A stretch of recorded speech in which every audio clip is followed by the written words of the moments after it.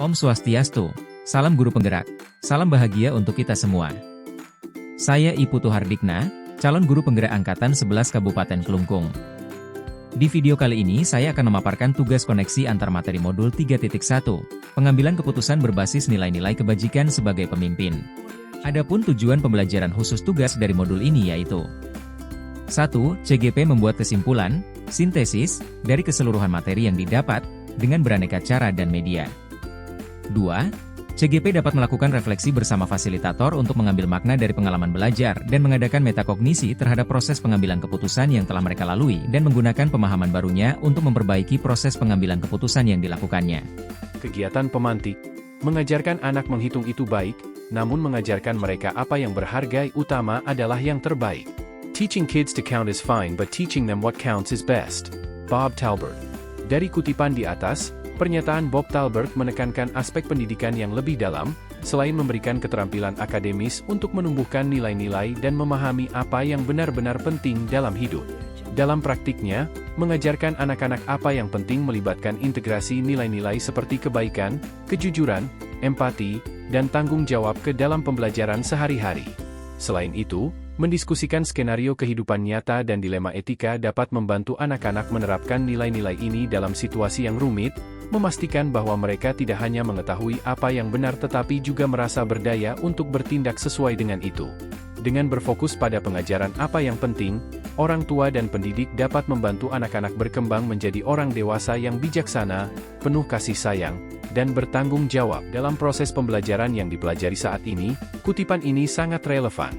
Materi yang mencakup pengambilan keputusan berbasis nilai-nilai kebajikan menekankan pentingnya etika dalam setiap langkah pengambilan keputusan. Pengajaran yang hanya berfokus pada pengembangan keterampilan praktis akan menghasilkan pemimpin yang kurang tanggap terhadap isu-isu moral yang kompleks. Oleh karena itu, pemahaman yang mendalam tentang nilai-nilai kebajikan dan etika sangat penting untuk memastikan bahwa keputusan yang diambil tidak hanya tepat secara teknis, tetapi juga adil dan bertanggung jawab, dengan mempertimbangkan dampak jangka panjang terhadap siswa dan komunitas. Nilai-nilai dan prinsip-prinsip yang dianut seseorang dalam pengambilan keputusan sangat menentukan jenis dampak yang akan dihasilkan. Keputusan yang didasarkan pada nilai-nilai kebajikan, seperti keadilan, kejujuran, dan tanggung jawab, cenderung menciptakan lingkungan yang positif dan kondusif.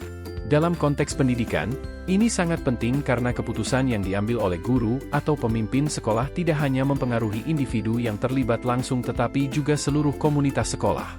Dengan menerapkan prinsip-prinsip etika dalam setiap pengambilan keputusan, kita dapat menciptakan lingkungan yang mendukung pertumbuhan positif, baik secara akademis maupun moral, untuk semua pihak yang terlibat. Sebagai pemimpin pembelajaran, kontribusi utama dalam proses pembelajaran murid terletak pada bagaimana keputusan diambil dalam berbagai situasi.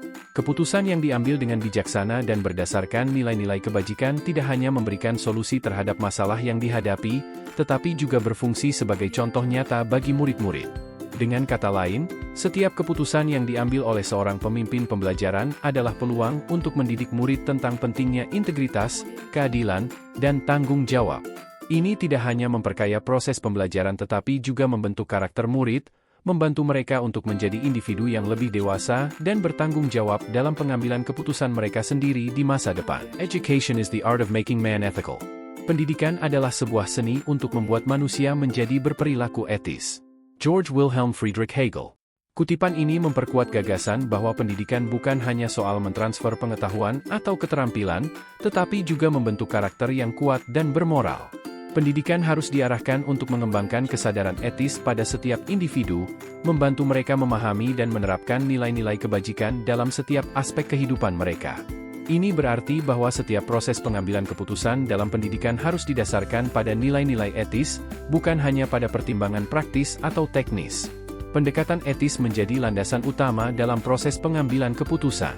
Pembelajaran yang dialami tidak hanya menekankan pentingnya membuat keputusan yang benar secara moral, tetapi juga menunjukkan bahwa pendidikan harus berfungsi sebagai alat untuk membimbing siswa menuju pemahaman yang lebih dalam tentang etika. Dengan mempelajari modul ini, semakin jelas bahwa seorang pendidik harus mampu menyeimbangkan antara pengajaran keterampilan dan penanaman nilai-nilai etis, memastikan bahwa siswa tidak hanya cerdas, tetapi juga bijak dalam bertindak. Selanjutnya, panduan pertanyaan untuk membuat rangkuman kesimpulan pembelajaran adalah sebagai berikut. Pertanyaan pertama. Bagaimana filosofi Ki Hajar Dewantara dengan Pratap Triloka memiliki kaitan dengan penerapan pengambilan keputusan sebagai seorang pemimpin? Filosofi Ki Hajar Dewantara yang berlandaskan pada Pratap Triloka. Ing ngarso sung tulodo, ing madyo mangunkarso, tut wuri handayani. Menekankan pentingnya pemimpin dalam memberikan teladan, membangkitkan semangat, dan memberikan bimbingan. Dalam konteks pengambilan keputusan, ing ngarso sung tulodo, seorang pemimpin harus mampu memberi tauladan. Ing madya mangunkarsa, seorang pemimpin harus mampu memberikan dorongan, semangat dan motivasi dari tengah. Tut wuri handayani, seorang pemimpin harus mampu memberi dorongan dari belakang. Untuk memastikan bahwa keputusan yang diambil benar-benar berpihak pada murid dan memberikan hasil yang terbaik. Dengan mengetahui posisi tempat kita berdiri saat ini diharapkan kita mampu untuk mengambil keputusan tepat sesuai dengan peran kita pada lingkungan tertentu. Pertanyaan kedua. Bagaimana nilai-nilai yang tertanam dalam diri kita berpengaruh kepada prinsip-prinsip yang kita ambil dalam pengambilan suatu keputusan? Nilai-nilai yang tertanam dalam diri seseorang sangat berpengaruh pada prinsip-prinsip pengambilan keputusan. Setiap pengambilan keputusan akan tercermin dari nilai-nilai kebajikan yang tertanam dalam diri kita sebagai pemimpin. Seorang pemimpin yang memiliki nilai-nilai integritas, keadilan, dan belas kasih akan cenderung membuat keputusan yang adil dan penuh pertimbangan terhadap semua pihak. Proses pembelajaran ini membantu para pemimpin untuk semakin menyadari betapa pentingnya konsistensi antara nilai-nilai pribadi dengan keputusan yang diambil, karena hal ini akan membentuk kepercayaan dan legitimasi di mata orang-orang yang dipimpinnya. Pertanyaan ketiga. Bagaimana materi pengambilan keputusan berkaitan dengan kegiatan, coaching, bimbingan, yang diberikan pendamping atau fasilitator dalam perjalanan proses pembelajaran kita, terutama dalam pengujian pengambilan keputusan yang telah kita ambil? Apakah pengambilan keputusan tersebut telah efektif? Masihkah ada pertanyaan-pertanyaan dalam diri kita atas pengambilan keputusan tersebut? Hal-hal ini tentunya bisa dibantu oleh sesi coaching yang telah dibahas pada sebelumnya. Coaching yang diberikan oleh pendamping fasilitator dalam program ini telah menjadi bagian integral dalam pengujian efektivitas keputusan yang diambil. Melalui sesi coaching, para pemimpin diajak untuk merefleksikan keputusan yang telah mereka ambil, mengeksplorasi pertanyaan-pertanyaan yang mungkin masih ada, dan mendapatkan perspektif baru. Tahapan alur tirta pada praktik coaching dapat mengidentifikasi masalah dari coachee. Pada proses ini, coach dapat membantu agar coachee dapat membuat solusi secara mandiri dari persoalan yang dihadapi. Pengambilan keputusan menggunakan 9 langkah pengujian akan efektif jika diimbangi dengan pendekatan coaching, dan dilakukan dengan kolaboratif dengan berbagai pihak. Pertanyaan keempat. Bagaimana kemampuan guru dalam mengelola dan menyadari aspek sosial emosionalnya akan berpengaruh terhadap pengambilan suatu keputusan khususnya masalah dilema etika? Kemampuan guru dalam mengelola dan menyadari aspek sosial emosional sangat berpengaruh terhadap pengambilan keputusan, terutama dalam menghadapi dilema etika. Kesadaran akan perasaan dan reaksi emosional dapat membantu pemimpin untuk tetap objektif dan bijaksana dalam mengambil keputusan yang sulit, menghindari keputusan yang didasarkan pada impuls atau tekanan emosional. Pertanyaan kelima. Bagaimana pembahasan studi kasus yang fokus pada masalah moral atau etika kembali kepada nilai-nilai yang dianut seorang pendidik? Pembahasan studi kasus yang berfokus pada masalah moral atau etika harus didasari oleh nilai-nilai kebajikan yang dianut seorang pendidik. Nilai-nilai seperti keadilan, tanggung jawab, dan integritas akan membantu pendidik dalam membuat keputusan yang tepat dan adil, serta memberikan contoh yang baik bagi siswa. Dilema etika harus dianalisis menggunakan paradigma, prinsip dan 9 langkah pengujian serta pengambilan keputusan didasari dengan nilai-nilai kebajikan tersebut. Pertanyaan keenam. Bagaimana pengambilan keputusan yang tepat? Tentunya berdampak pada terciptanya lingkungan yang positif, kondusif, aman dan nyaman. Keputusan yang tepat berkontribusi langsung pada terciptanya lingkungan belajar yang positif, aman, dan nyaman. Pemimpin yang bijak mampu menciptakan suasana yang mendukung bagi seluruh warga sekolah, yang pada akhirnya meningkatkan kualitas pembelajaran dan kesejahteraan semua pihak. Pertanyaan ketujuh. Apakah tantangan-tantangan di lingkungan Anda untuk dapat menjalankan pengambilan keputusan terhadap kasus-kasus dilema etika ini? Adakah kaitannya dengan perubahan paradigma di lingkungan Anda? Salah satu tantangan yang mungkin dihadapi adalah adanya kebiasaan atau budaya yang sudah lama ada dan sulit diubah. Perubahan paradigma diperlukan untuk memastikan bahwa keputusan yang diambil relevan dan dapat dipertanggungjawabkan. Dengan berani meninggalkan kebiasaan lama yang tidak relevan, kita dapat membuat keputusan yang lebih tepat dan sesuai dengan perkembangan zaman. Perlu adanya perubahan paradigma. Seharusnya paradigma yang sesuai adalah kebenaran lawan kesetiaan sehingga akan menghasilkan sebuah keputusan yang dapat dipertanggungjawabkan kebenarannya. Pertanyaan ke-8. Apakah pengaruh pengambilan keputusan yang kita ambil ini dengan pengajaran yang memerdekakan murid-murid kita? Bagaimana kita memutuskan pembelajaran yang tepat untuk potensi murid kita yang berbeda-beda? Pengambilan keputusan yang kita ambil harus berpihak pada murid dalam pembelajaran. Salah satu strategi agar berpihak pada murid adalah menggunakan pembelajaran berdiferensiasi.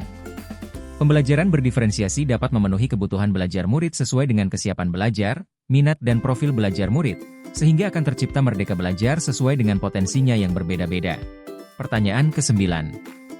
Bagaimana seorang pemimpin pembelajaran dalam mengambil keputusan dapat mempengaruhi kehidupan atau masa depan murid-muridnya? Seorang pemimpin dalam pendidikan memiliki pengaruh besar terhadap kehidupan dan masa depan murid-muridnya. Keputusan yang diambil, baik dalam hal kebijakan, kurikulum, maupun penanganan situasi kritis, dapat membawa dampak jangka panjang. Oleh karena itu, setiap pengambilan keputusan yang dilakukan guru secara tepat dan bijak tentu akan mempengaruhi masa depan murid-murid. Mereka akan tumbuh menjadi pribadi yang percaya diri, bisa diandalkan, dan mampu menggali potensi dan kekuatan mereka. Pertanyaan selanjutnya. Apakah kesimpulan akhir yang dapat Anda tarik dari pembelajaran modul materi ini dan keterkaitannya dengan modul-modul sebelumnya? Modul ini mengajarkan bahwa pengambilan keputusan haruslah dijiwai filosofi Ki Hajar Dewantara. Berpegang teguh pada nilai guru penggerak, salah satunya berpihak pada murid yang dengan berlandaskan nilai-nilai kebajikan yang universal. Keputusan yang diambil harus mempertimbangkan berbagai hal, termasuk masa depan murid. Pengambilan keputusan berpengaruh pada pengajaran yang memerdekakan murid, karena disesuaikan dengan potensinya masing-masing. Seorang pemimpin haruslah memiliki kompetensi sosial dan emosional agar dapat mengambil keputusan dengan penuh kesadaran diri, mampu mengelola emosi dan mengambil keputusan yang bertanggung jawab. Saat proses pengajuan keputusan diperlukan teknik coaching, agar dapat menggali informasi sebanyak-banyaknya untuk mengambil keputusan. Keputusan yang diambil seorang guru, mempengaruhi pengajaran yang memerdekakan murid sehingga dapat membentuk karakter murid serta mempengaruhi kehidupannya di masa depan. Selanjutnya, sejauh mana pemahaman Anda tentang konsep-konsep yang telah Anda pelajari di modul ini, yaitu, dilema etika dan bujukan moral, 4 paradigma pengambilan keputusan, 3 prinsip pengambilan keputusan, dan 9 langkah pengambilan dan pengujian keputusan. Adakah hal-hal yang menurut Anda di luar dugaan? Pertama, perbedaan mendasar antara dilema etika dan bujukan moral dapat dilihat dari kedua pilihan kasusnya. Jika kedua pilihan sama-sama benar maka termasuk ke dalam dilema etika. Namun jika salah satu benar dan yang lain salah maka termasuk ke dalam bujukan moral. Kedua, terdapat 4 paradigma dilema etika antara lain individu lawan kelompok, rasa keadilan lawan rasa kasihan, kebenaran lawan kesetiaan, dan jangka pendek lawan jangka panjang. Ketiga, terdapat 3 prinsip dalam pengambilan keputusan yaitu berpikir berbasis hasil akhir, berpikir berbasis peraturan, dan berpikir berbasis rasa peduli. Keempat, terdapat 9 langkah pengambilan keputusan diantaranya mengenali nilai yang bertentangan, menentukan siapa yang terlibat, kumpulkan fakta yang relevan pengajuan benar atau salah, pengujian paradigma benar lawan benar, melakukan prinsip resolusi, investigasi opsi trilema, kuat keputusan, lihat lagi keputusan dan refleksikan. Kelima, hal-hal di luar dugaan yang saya dapatkan dari modul ini yaitu ternyata ada beberapa pengujian yang harus dilalui dalam pengambilan keputusan, yaitu antara lain uji legal, uji regulasi standar profesional, uji intuisi, uji publikasi, dan uji panutan atau idola. Selain itu ada pula langkah investigasi opsi trilema, yaitu mencari opsi lain di luar 2 pilihan yang sudah ada, sehingga muncul sebuah penyelesaian yang kreatif dan tidak terpikir sebelumnya yang muncul di tengah kebingungan menyelesaikan masalah. Pertanyaan berikutnya. Sebelum mempelajari modul ini, pernahkah Anda menerapkan pengambilan keputusan sebagai pemimpin dalam situasi moral dilema? Bila mana pernah, apa bedanya dengan apa yang Anda pelajari di modul ini? Pernah, saat itu dilema etika yang saya alami berdasarkan pada paradigma individu lawan kelompok. Saat itu saya hanya mengandalkan keputusan hasil akhir yang sekiranya tidak merugikan kedua pihak. Pengambilan keputusan tidak menggunakan tahapan dalam pengujian dan analisis yang mendalam, sehingga keputusan langsung diambil tanpa mempertimbangkan hal-hal lain yang mungkin terjadi. Setelah mempelajari modul ini, ternyata sebelum mengambil keputusan perlu adanya penentuan paradigma prinsip dan menjalankan 9 langkah pengujian dan pengambilan keputusan terlebih dahulu, dengan dasar nilai-nilai kebajikan berpihak pada murid dan bertanggung jawab. Selanjutnya, bagaimana dampak mempelajari konsep ini buat Anda? Perubahan apa yang terjadi pada cara Anda dalam mengambil keputusan sebelum dan sesudah mengikuti pembelajaran modul ini? Sebelum mempelajari modul ini, saya cenderung mengambil keputusan menyelesaikan masalah dengan prinsip berpikir berbasis hasil akhir yaitu karena itu yang terbaik untuk kebanyakan orang, atau dengan berpikir berbasis aturan, saya lakukan karena sesuai dengan aturan dan prinsip diri saya. Setelah mempelajari modul ini, saya lebih memakai prinsip berpikir berbasis rasa peduli, apalagi yang berkaitan dengan murid. Saya lebih banyak mengolah rasa empati dan peduli dalam menyelesaikan masalah. Selain itu, keputusan yang kita ambil harus berlandaskan pada nilai-nilai kebajikan, tanggung jawab dan berpihak pada murid. Dan dalam mengambil keputusan, kita bisa melalui langkah-langkah pengambilan dan pengujian keputusan. Pertanyaan terakhir. Seberapa penting mempelajari topik modul ini bagi Anda sebagai seorang individu dan Anda sebagai seorang pemimpin? Topik ini sangat penting karena membantu kita, baik sebagai individu maupun sebagai pemimpin, dalam mengambil keputusan yang bertanggung jawab. Dengan berlandaskan pada nilai-nilai kebajikan, kita dapat membuat keputusan yang berpihak pada murid dan memberikan dampak positif yang berkelanjutan. Selain itu, yang saya ambil dari pembelajaran ini, sebagai pemimpin pembelajaran, kita harus mempertimbangkan berbagai kemungkinan yang terjadi, termasuk masa depan murid.